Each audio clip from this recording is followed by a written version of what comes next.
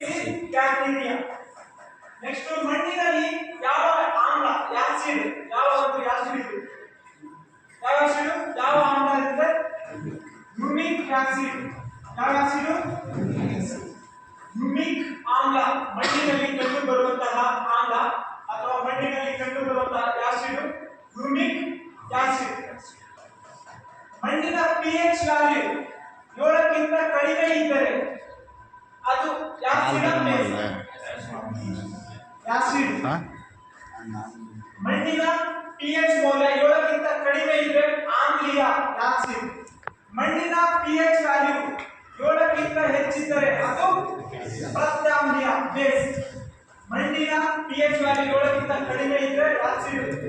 ಮಣ್ಣಿನ pH value 7ಕ್ಕಿಂತ ಜಾಸ್ತಿ ಇದ್ದರೆ ಅದು ಬೇಸ್ ಪ್ರತ್ಯಾಮ್ಲೀಯ ಆಮ್ಲೀಯ ಪ್ರತ್ಯಾಮ್ಲೀಯ. ಮಣ್ಣಿನಲ್ಲಿರುವ ಆಮ್ಲ ಯಾವುದು ಹ್ಯೂಮಿಕ್ ಆಸಿಡ್. ಮಣ್ಣಿನ ಬಗ್ಗೆ ಅಧ್ಯಯನ ಮಾಡುವ ಶಾಸ್ತ್ರ ಫೆಡರಾಲಜಿ. ಮಳೆ ಬಂದಾಗ ಮಣ್ಣಿನಲ್ಲಿ ಯಾವ ಬ್ಯಾಕ್ಟೀರಿಯಾದಿಂದ ವಾಸನೆ ಬರುತ್ತೆ ಮಣ್ಣಿನ ವಾಸನೆ ಬರಕ್ಕೆ ಯಾವ ಬ್ಯಾಕ್ಟೀರಿಯಾ ಕಾರಣ ಸ್ಪೆಕ್ಟ್ರೋಮೈಸಿನ್ ಬ್ಯಾಕ್ಟೀರಿಯಾ ಕಾರಣ.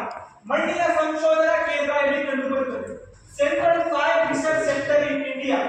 ಭಾರತದಲ್ಲಿ ಮಣ್ಣಿನ ಸಂಶೋಧನಾ ಸಂಸ್ಥೆ ಎಲ್ಲಿ ಕಂಡುಬರುತ್ತದೆ ಎಲ್ಲಿ ಮಧ್ಯಪ್ರದೇಶನ ಭೂಪಾಲ್ನಲ್ಲಿ. ಮಧ್ಯಪ್ರದೇಶನ ಭೂಪಾಲ್ನಲ್ಲಿ ಸಾಯಿಲ್ ರಿಸರ್ಚ್ ಸೆಂಟರ್ ಕಂಡು ಬರುತ್ತದೆ. ಹಾಗಾದ್ರೆ ಮಣ್ಣಿನ ದಿನಾಚರಣೆ ಅಂತ ಆಚರಣೆ ಮಾಡೋದು ಯಾವಾಗ ಡಿಸೆಂಬರ್ 5 ರಾಷ್ಟ್ರೀಯ ಮಣ್ಣಿನ ದಿನಾಚರಣೆ ಸಾಯಿಲ್ ಡೇ ಅಂತ ಆಚರಣೆ ಮಾಡ್ತಾರೆ.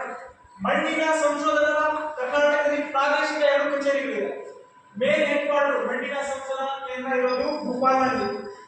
ಮಣ್ಣಿನ ಸಂಶೋಧನಾ ಕೇಂದ್ರ ಪ್ರಾದೇಶಿಕ ಕಚೇರಿಗಳು ಕರ್ನಾಟಕದಲ್ಲಿ 2 ಇದಾವೆ. ಎಲ್ಲಿ ಒಂದು ಬಳ್ಳಾರಿ, ಎರಡನೇದು ಎಲ್ಲಿ ಬೆಂಗಳೂರು.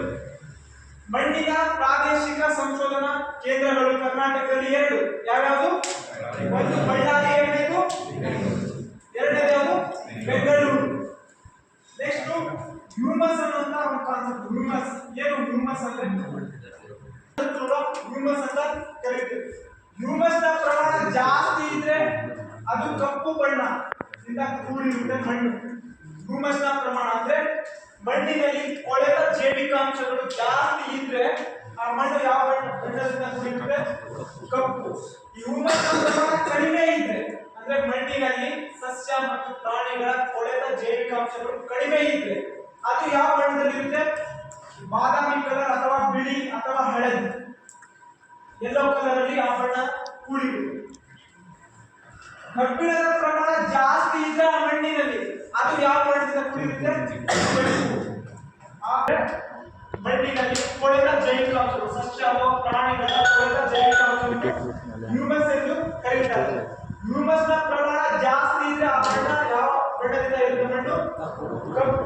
ಹ್ಯೂಮಸ್ ನ ಪ್ರಮಾಣ ಕಡಿಮೆ ಇದ್ರೆ ಆ ಮಣ್ಣಿನ ಬಣ್ಣ ಯಾವಿರುತ್ತೆ ಬಾದಾಮಿ ಕಲರ್ ಅಥವಾ ಬಿಳಿ ಅಥವಾ ಹಳದಿ. ಆ ಮಣ್ಣಿನಲ್ಲಿ ಕಬ್ಬಿಣದ ಪ್ರಮಾಣ ಜಾಸ್ತಿ ಇದ್ರೆ ಆ ಮಣ್ಣು ಯಾವ ಕಲರ್ ಇರುತ್ತೆ ಕೆಂಪು ಬಣ್ಣದಿಂದ ಇರುತ್ತೆ. ಕ್ಲಿಯರ್ ಆಯ್ತು? ಮಣ್ಣಿನ ಬಗ್ಗೆ ಅಧ್ಯಯನ ಅಂತ ಕರೀತಾರೆ ಫೆಡರಾಲಜಿ. ಮಳೆ ಬಂದಾಗ ಮಣ್ಣಿನ ವಾಸನೆಗೆ ಯಾವ ಬ್ಯಾಕ್ಟೀರಿಯಾ ಕಾರಣ ಸ್ಪೆಕ್ಟ್ರೋಮೈಸಿನ್ ಬ್ಯಾಕ್ಟೀರಿಯಾ. ಮಣ್ಣಿನಲ್ಲಿರುವ ಆಮ್ಲ ಯಾವುದು ಹ್ಯೂಮಿಕ್ ಆಸಿಡ್ ಹ್ಯೂಮಿಕ್ ಆಮ್ಲ. pH ವ್ಯಾಲ್ಯೂ ಮಣ್ಣಿನ pH ವ್ಯಾಲ್ಯೂ 7ಕ್ಕಿಂತ ಕಡಿಮೆ ಇದ್ರೆ ಆಸಿಡ್ ಆಮ್ಲೀಯ. ಮಣ್ಣಿನ pH ವ್ಯಾಲ್ಯೂ 7ಕ್ಕಿಂತ ಜಾಸ್ತಿ ಇದ್ರೆ ಆಮ್ಲೀಯ ಪ್ರತ್ಯಾಮ್ಲೀಯ ಬೇಸ್ ಪ್ರತ್ಯಾಮ್ಲೀಯ.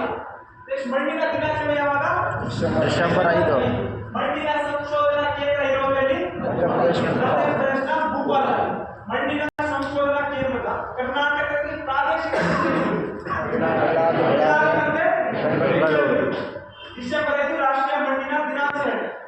ಹ್ಯೂಮಸ್ ಅಂದ್ರೆ ಏನು ಹ್ಯೂಮಸ್ ಅಂದ್ರೆ ಮಣ್ಣಿನಲ್ಲಿ ಸಸ್ಯ ಅಥವಾ ಪ್ರಾಣಿಗಳ ಕೊಳೆತ ಜೈವಿಕಾಂಶಗಳ ಒಂದು ಭಾಗಕ್ಕೆ ಹ್ಯೂಮಸ್ ಅಂತ ಕರೀತೀವಿ.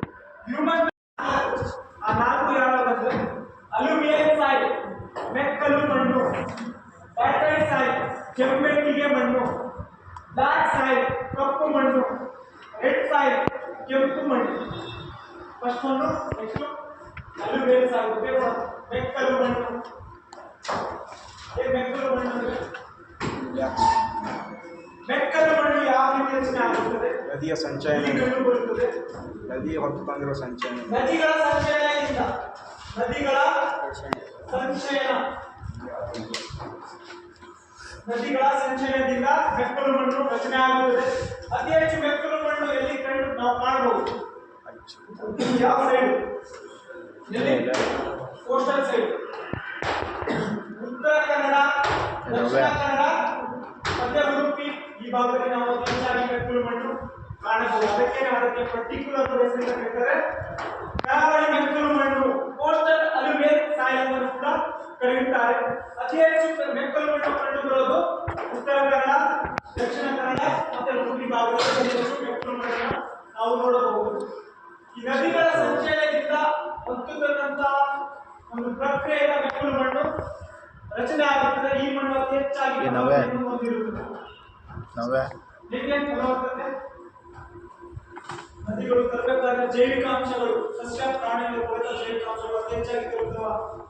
ಅತಿ ಹೆಚ್ಚು ಫಲವತ್ತತೆ ಹೊಂದಿದ ಮಣ್ಣು ಮೆಕ್ಕಲು ಮಣ್ಣು. ಫರ್ಟಿಲಿಟಿ ಜಾಸ್ತಿ ಇರುವಂತಹ ಮಣ್ಣು ಮೆಕ್ಕಲು ಮಣ್ಣು. ಈ ಮೆಕ್ಕಲು ಮಣ್ಣಿನಲ್ಲಿ ಯಾವ ಬೆಳೆಗಳನ್ನು ಬೆಳೆಯಬಹುದು?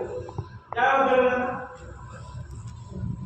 ಗೋಡಂಬಿ, ಏಲಕ್ಕಿ, ಕಾಫಿ, ಚಹಾ, ಭತ್ತ ಇವೆಲ್ಲ ಬೆಳೆಗಳನ್ನು ಬೆಳೆಯಬಹುದು. ಗೋಡಂಬಿ, ಏಲಕ್ಕಿ, ಮೆಣಸು, ಕಾಫಿ, ಚಹಾ, ಭತ್ತ ಇವೆಲ್ಲ ಬೆಳೆಗಳನ್ನು, ತೆಂಗು, ಅಡಿಕೆ ಕೂಡ ಸ್ವಲ್ಪ ಪ್ರಮಾಣದಲ್ಲಿ ಎಲ್ಲ ಬೆಳೆಗಳನ್ನ ಮೆಕ್ಕಲು ಮಣ್ಣಿನಲ್ಲಿ ಬೆಳೆಯಬಹುದು. ಅತಿ ಹೆಚ್ಚು ಕೋಸ್ಟಲ್ ಸೈಡ್ ಕಂಡುಬರುವುದು ಕರ್ನಾಟಕದ 3 ಜಿಲ್ಲೆಗಳು: ಉತ್ತರ ಕನ್ನಡ, ದಕ್ಷಿಣ ಕನ್ನಡ, ಉಡುಪಿ ಭಾಗದಲ್ಲಿ.